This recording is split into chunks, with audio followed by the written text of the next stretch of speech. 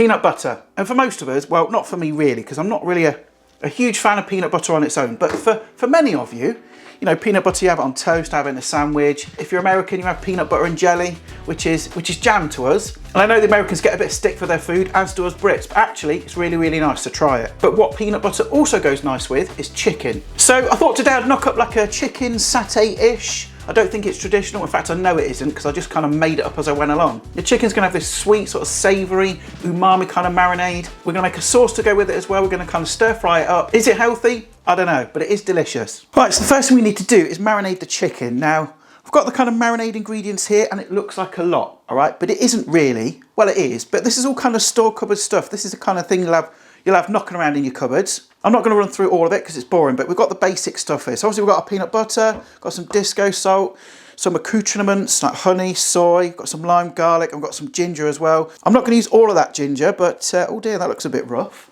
That's bloody rotten. I'll cut that bit off. We ain't going to use rotten ginger, but I must have had that for a little while. Anyway, so that's kind of like our marinade ingredients, but first thing we need to do is prep the chicken. So let's get all this kind of out the way. So let's get the chicken out of the fridge. Right, so here I've got some chicken thighs. There's about 4 there, but some of them are quite small. So, you know, if yours are a bit bigger, then use three large ones. Now, I already prepped these last night. Now, just give these a sniff because I've had them a bit of a while. Yeah, they're fine. So I'm going to get these out onto my chopping board. So they've been de-skinned, deboned. You can use chicken breast as well, but I'm just trying to keep this a little bit cost effective. And literally, I'm just going to cut them into nice bite-sized pieces, about sort of yay big. Right, so I've got our chunks of chicken in the bowl there. So the next thing we need to do is get the marinade made. So I've cleaned my board down, got some oh shit. Bloody hell, I'm keeping that in. Garlic, a nice rotten piece of ginger, and I want 3 cloves of this garlic.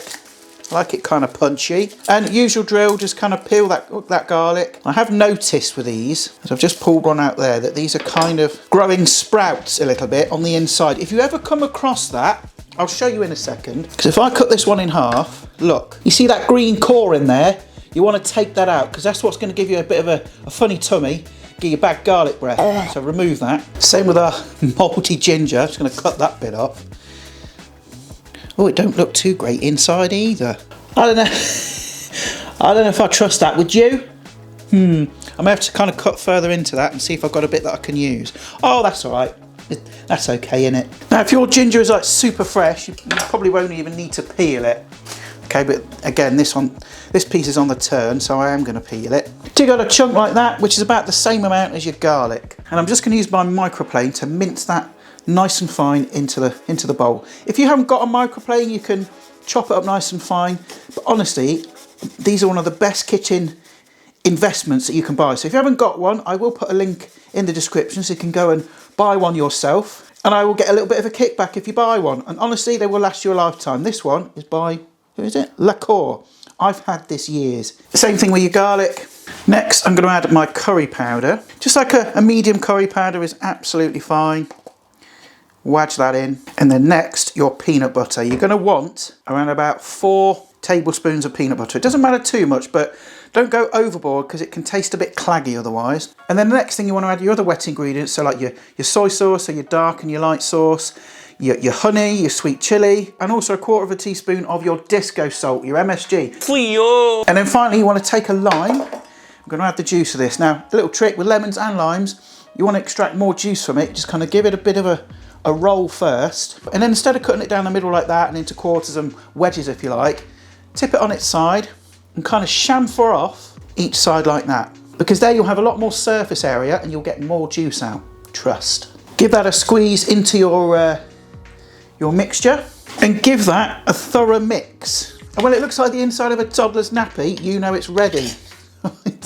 One of you commented the other day that they play Adam Bingo when watching my videos to spot the phrases that I regularly say. So there you go, that's for you. Next, you want to take about half of your marinade and dump that in with the chicken. And there's no real pretty way of doing this, you just got to get your hand stuck in there, mush. Get it in there until it looks something like that. Then all I'm going to do with that is get some cling film. Oh, get it back in there. On we go like that. Seal it up and then twat that straight in the fridge for about an hour. Right, so whilst that's in the fridge, kind of doing its thing, what's that in there? Yeah. What I'm going to do is get the rest of that marinade, the toddler's nappy filling, into a pan, into a saucepan. Get it all out. And I'm just going to kind of leave that there for a minute.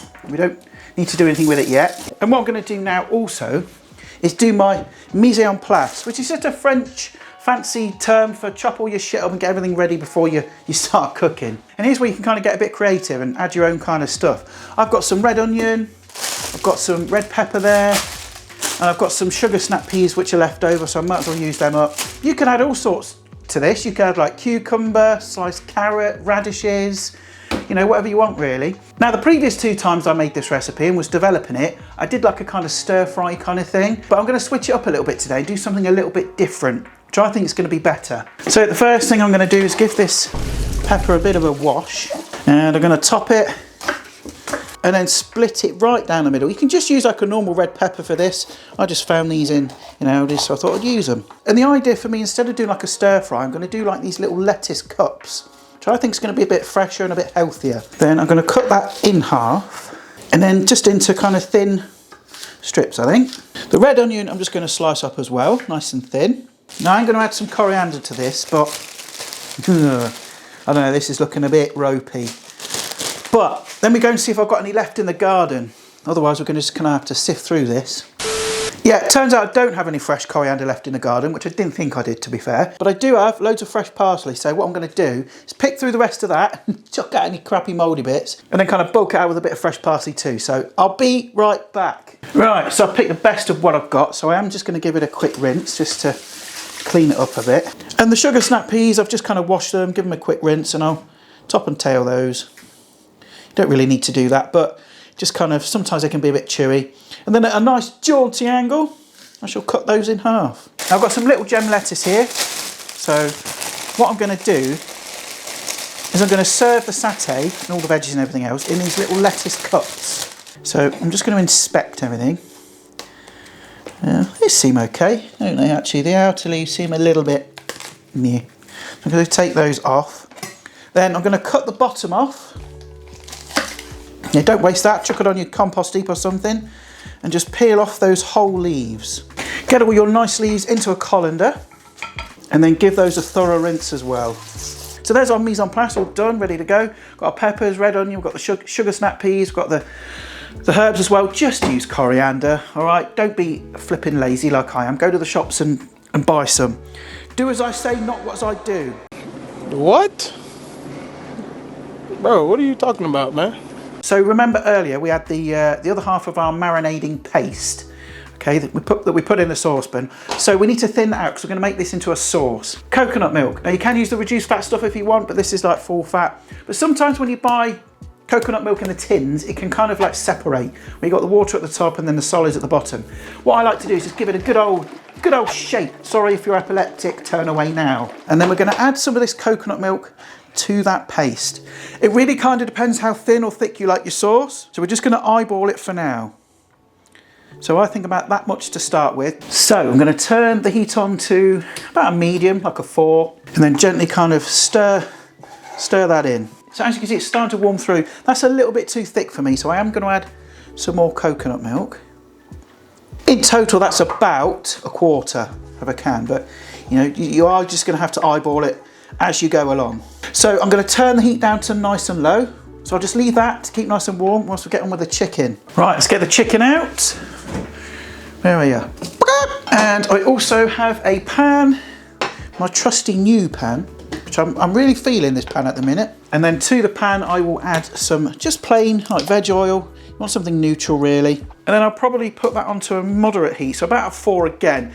Because there's lots of like sugar in our satay, so if you have it too high, it's going to burn. But we do want a little bit of char on there, so just kind of in the middle. Right, as that oil's getting nice and hot, we can go in with our chicken. Oh, that smells amazing. Straight in. Obviously, be careful not to overcrowd the pan too much, because then it's just going to stew rather than fry. And I am just going to give this sauce a little bit of a taste, just to see if it needs any salt, because we did add some light soy in there, so it might not need it, but we'll just try.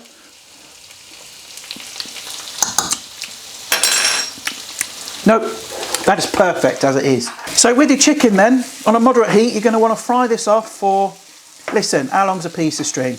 I'd say about 10 minutes or so, but just keep an eye on it, all right? Because already it's starting to get a bit of colour on there. You want some nice sort of browning on there. You want the sugars to caramelise, but you don't want it to be burned. But at the same time, you want it to be cooked through. So this is probably like the hardest part, to be honest. Now once the chicken is cooked through, you can plate up your salad. So you've got your lettuce cups there, all your herbs, you've got the onion, you've got the peppers. And I also found a rogue red chilli, which needed using up. So I sliced that up and chucked that on. And then just simply take the chicken pieces and start loading them up in those lettuce cups. Then I chucked a little dish in the middle to add my peanut satay sauce to, which looks absolutely banging if I do say so myself. And there you have a chicken satay salad type thing. It's easy to knock up and it's great for sharing, which to be honest with you, I'm not going to do. I'm going to scoff this all to myself. How to assemble one of these, you just take your satay lettuce cup and try not to make a hash job of it like I am. Bit of red onion, bit of pepper, some fresh herbs, and obviously some of that amazing satay sauce, and a little extra squeeze of lime, and then somehow kind of manoeuvre it into your gob. Genuinely, I think that's one of the best things I've ever made. It's a much better way of doing it than a stir fry. It's fresher, it's lighter, and everything's in balance. And most of it is prep, okay? It comes together really quickly. It's super delicious, it's easy, it's pretty cheap too. But I'm gonna shoot off because my battery's running out again. So I'll see your gorgeous faces next time. Ta-ra for now.